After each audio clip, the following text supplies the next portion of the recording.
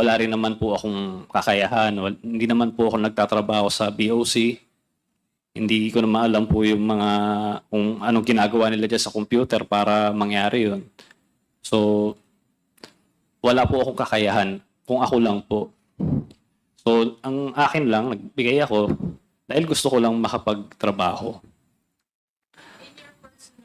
Your personal appreciation, Mr. Taguba, who among those several indicted ang naniniwala kang involved talaga dyan sa 604 kilogram of shabu contained in the metal cylinder? Do you believe that Commissioner Faeldon is involved? Wala po akong personal knowledge dun sa mga ganyan eh. Kasi ang... In other words, to this state, wala kang alam kung sino talagang may-ari. Wala po. Kasi nga po, yung pag-raid nila doon, kalokohan nga po eh. Ni-raid nila, kinuha nila yung na-assist nila yung shabu, pero wala po silang kinasuhan. Yung warehouse, yung may-ari ng warehouse, hanggang ngayon, wala. Ewan kung nasa na siya, nasa China na raw o ano. But do you know for a fact that there were shabu which were seized during the time? Yes, sinabi kasi nabalita ako sa TV. So, tapos biglang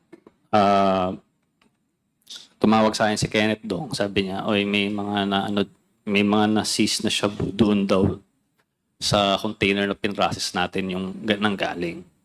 So, syempre, nagulat ako. Tapos, ayun, yun na doon nagsimula yung yung problema. Mr. Taguba, I can feel your agony, and if the owner of that shipment is listening to you, would you like to give a message to him? Oh.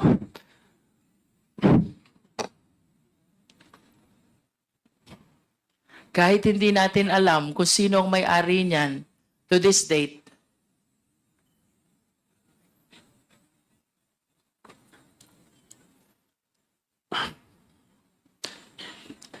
you lost already 6 years of your life. You're so young. You haven't lived your life to the fullest, and yet you are in that situation.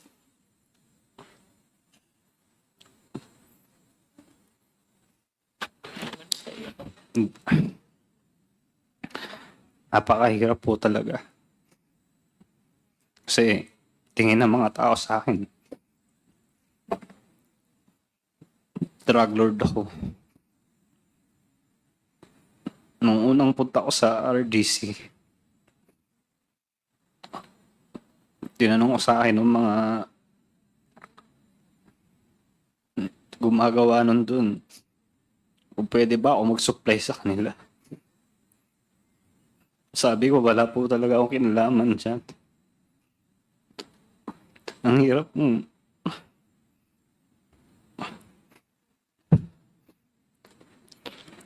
Buti sana kung ginawa ko talaga eh.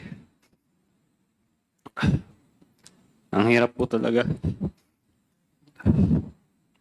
Kung meron man akong kasalanan, yun po yung sa TARA system. Totoo naman po lahat yun. Nagsabit po ako sa simula pa lang ng Senate hearing. Nag-cooperate na ako. Nag-request pa ako ng executive session. Binigyan pa ako ng Sergeant at Arms. Yung mga nilabas si Senator Lacson noon, hindi ko naman po kilala si Senator Lacson eh. Sarili niyang investigasyon yun eh. Mga nilabas siyang flowchart. Yun lang naman ang kasalanan ko. Di kasuhan nila ako tungkol doon. Pero hindi ako kailanman nagkaroon ng kahit anong kaso tungkol sa bribery. Kahit perjury nga lang, hindi nila ginawa eh. Siguro dahil takot sila. Palibasa, pinagte-text nila ako eh. Lahat ng text ko, binigay ko sa Senator Lacson. Pinaforensics pa niya sa Camp Crame. Meron pa akong certificate doon. Pero yung shabu, hindi ko po talaga ginawa yan. Hindi ko po gagawin yan kailanman. Mark, you mentioned in your affidavit that you applied to become a state witness. When was this? Nung na-mention ko po kasi si Pulong. Dati, credible witness pa po ako eh. Para sa kanila. Bago-bago pa siya na-mention. So, nung na-mention ko siya, sa hindi inaasang pagkakataon dahil sa Congress yun,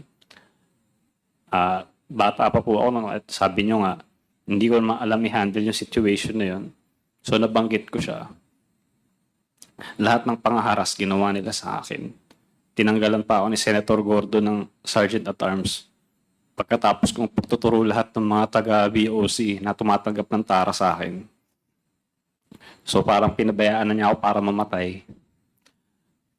So nag-request ako kay Attorney Fortune na pakisabi na lang na mag-press conference na humihingi ako ng tawad kay Vice Mayor noon na Pulong Duterte. So pagkatapos noon, so yun yung parang tingin ng tao na nag-recant ako, hindi nila alam yung totoong nangyari na grabing pangharas sa amin. Pati nanay ko balak nilang patayin. So, the day after yata nun, tumawag hindi ako nagkakamali, kinontak niya si Attorney Raymond Fortune, kinontak ni Senator Lacson para pumunta sa opisina niya sa BGC. Tapos nung nandun kami, tinanong niya ako bakit ginawa ko yun. Sinabi ko nga dahil nga puro nga mga death threat yung natatanggap ko. So, tapos tinanggalan pa ako Sergeant at Arms. Sabi niya sa akin, tutulungan niya mabalik yung Sergeant at Arms ko. At baka pwede rin mailagay akong state witness. So, naibalik yung Sergeant at Arms ko nun.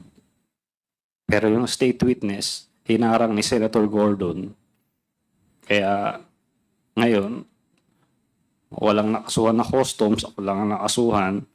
Ang kinonvict nila sa akin na kaso, itong drugs na to, na wala talaga akong kinalaman. Yung mga bagay na may mga ebidensya, yung ginawa namin ng presentation ni Senator Lacson noon, yun yung mga taong walang kaso. Mga na-promote para narinig ko kay, dito, kay Jimmy. So, ganun yung naging justice dito sa Pilipinas. Yun yung nangyari sa amin.